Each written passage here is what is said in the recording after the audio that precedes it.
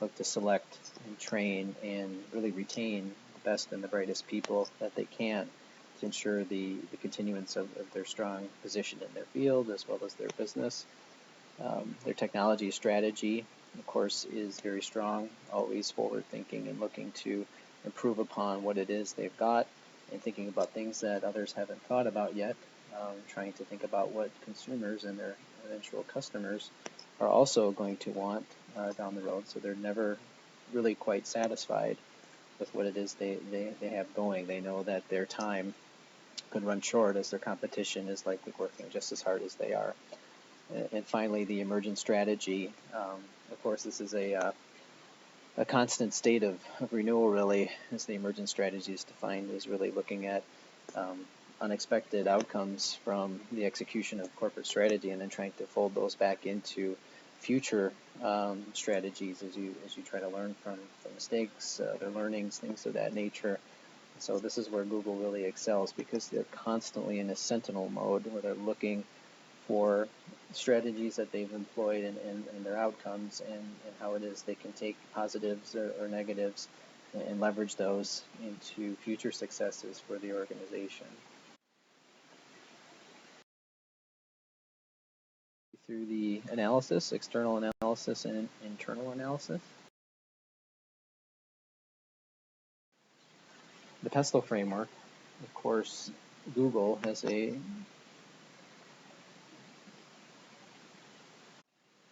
number of stakeholders and considerations, of course, starting with political, the environment in which they work. Of course, they were started in the United States, but not all countries and governments behave the same. There are different rules, different laws, different systems, quite frankly, that allow their business to be successful or not. And so they have to be ever vigilant in understanding what those risks and limitations may be in navigating around them so that they can enter markets where they are currently potentially underserved or are looking to do more business in order to be successful. The same holds true for the economic aspect, how it is they're going to raise money, spend money, leverage their assets to borrow money. All of those things come into play as all countries are a little bit different, and yet they're, as a global entity, really need to truly understand that. And I think Google has really kind of leveraged the success they've had in the United States to go global and has really armed themselves with a number of individuals and resources who can navigate this for them and allow them ultimately to be successful. Sociocultural, of course, when you're going in multiple countries, not all user content is going to be desired the same. There may be certain limitations imposed by government in terms of content, what can and cannot be viewed. And so they're going to have to structure their services in order to be consistent with local regulations and as well as the likes of the local population.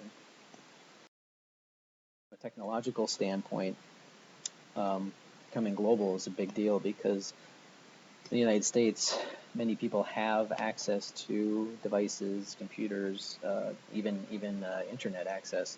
This may not be true across the entire world. In fact, Google is looking to try to provide internet access to underserved regions, especially in Asia, where they may have access to devices but no way to access the internet. Without the internet, Google is really nothing, and so this is very important for them to do in order to expand their reach.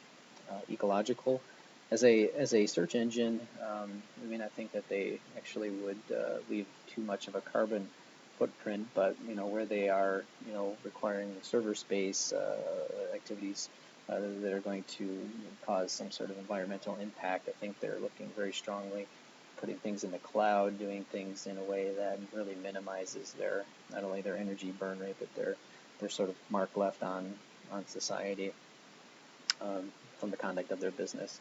And then lastly, legal, which is a very important consideration as we talked about. Some of the political and economic aspects of the PESTLE framework. There's a lot of user content that is going on the web. Some of it's copyrighted, some of it's not. They're hosting it, so they have to basically become a repository of information. It's not unheard of to have content that has been infringed upon deposited on a website that Google may then have shown up in search results or what have you. And so they have to be very careful and cognizant about fishing out illegally infringed upon material and content and not passing it off as their own or under the Google umbrella.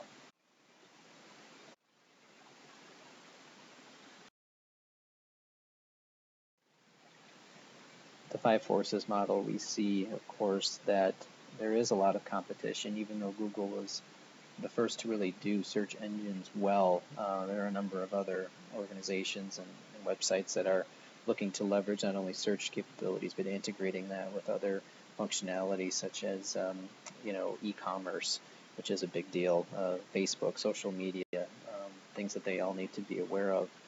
So Google will need to do more in their integration across all of those different platforms to ensure that they have they continue to remain competitive.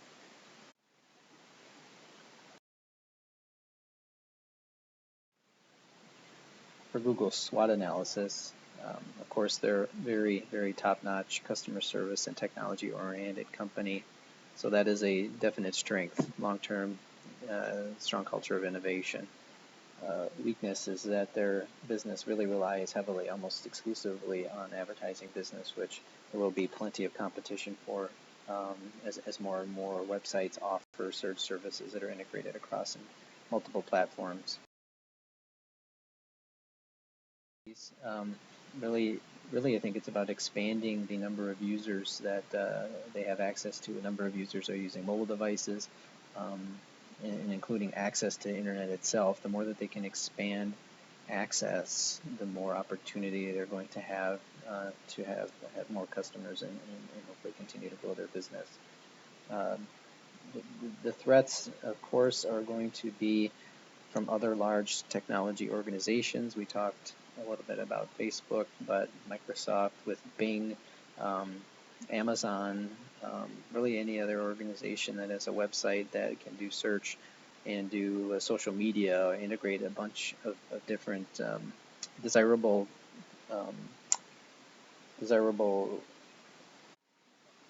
functionality so that users will remain engaged and make Google their go-to for their search needs.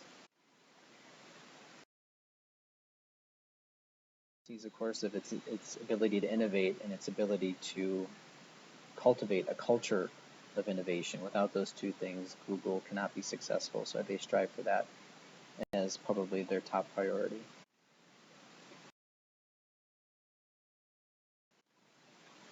So what makes Google competitively, I should say advantageous from a competitive standpoint, is again really their philosophy, their tireless pursuit of achieving not only information, the collection of it, but making sure that everyone has access to it and continually expanding that access. Moonshots, other corporate literature, moonshots are really big bets, big risks. They tend to take on big opportunities that, from a risk-reward standpoint, the reward is very, very high, but the risk is also very, very high that they will fail, but many, many times they're often successful. So I think because of that, they continue to foster this environment that encourages big risk-taking, and it's rewarded when it's successful, but it's not penalized heavily when it's not, because they have to continue that this culture continue to perpetuate throughout the organization.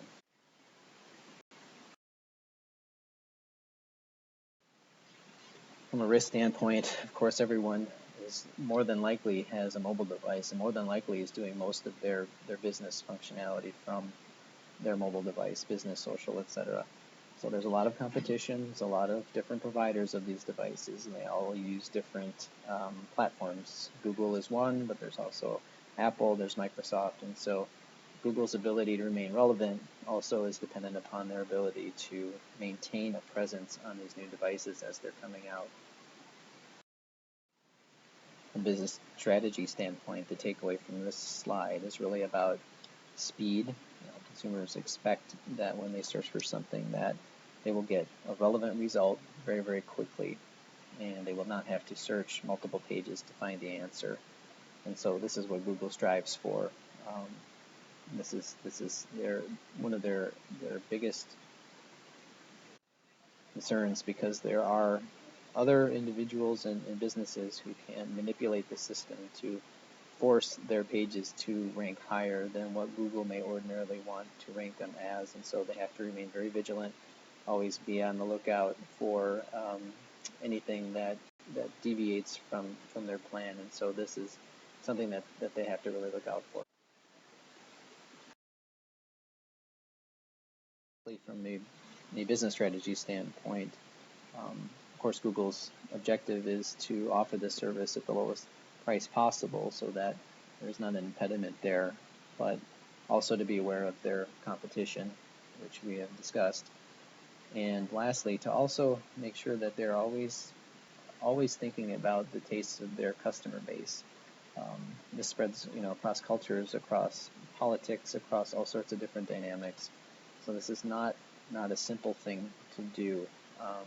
So they must dedicate an army of individuals to being ever vigilant, understanding current trends, changes in trends, evolving political landscapes and things of that nature, and then building that back into their business model as they build products that are desirable to their consumer base going forward. And with that, I will leave it over to Hannah to finish the presentation. Thank you.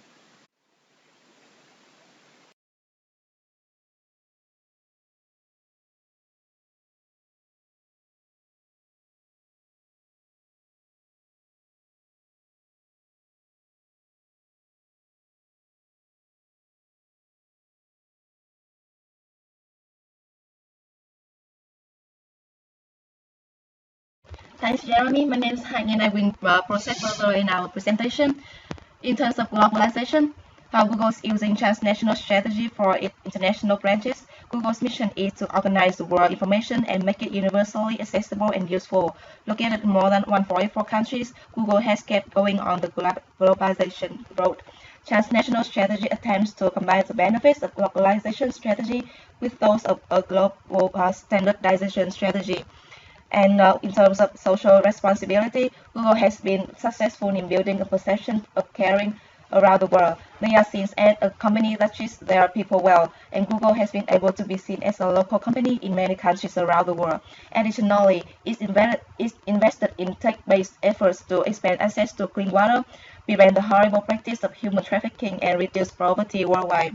In the past 3 years, Google has donated over $53 million in grants worldwide, around $3 billion in free apps and products, and Googlers have volunteered approximately 6,200 total days of employee time to support nonprofits.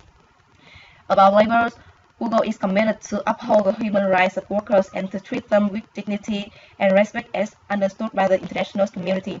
This applies to all workers, including temporary, migrant, student, contract, direct employees, and any other type of worker. In addition to minimizing the incidence of work-related injury and illness, a safe and healthy work environment enhances the quality of products and services, consistency of production, and worker retention and morale. It has also established health and safety management system. And about social activities in Google in China, also the social responsibility of Google. Since founding, Google has been committing to address the global challenges of climate change, education, and poverty elimination since 2007. Google has also jump-started a series of social initiatives in China. Google China Social Innovation Cup for college students is a nationwide competition that aims to empower China's youth to become agents of social changes. And the second one is supporting earthquake relief efforts. To support the fast and urgent need for material resources, Google and its employees raised over $2.6 million and donated over $1 million to earthquake relief organizations. At the same time, Google also developed a communication platform that includes an information platform for resource support, a search platform for families looking for lost relatives, and a global platform for charity donation. And the last on the Google Grants. Google Grants is an unkind donation program awarded free AdWords advertising to select charity organizations. Since its inception, Google has supported hundreds of organizations in advocating and promoting their causes, from animal rights and literacy to abandoned children and HIV education.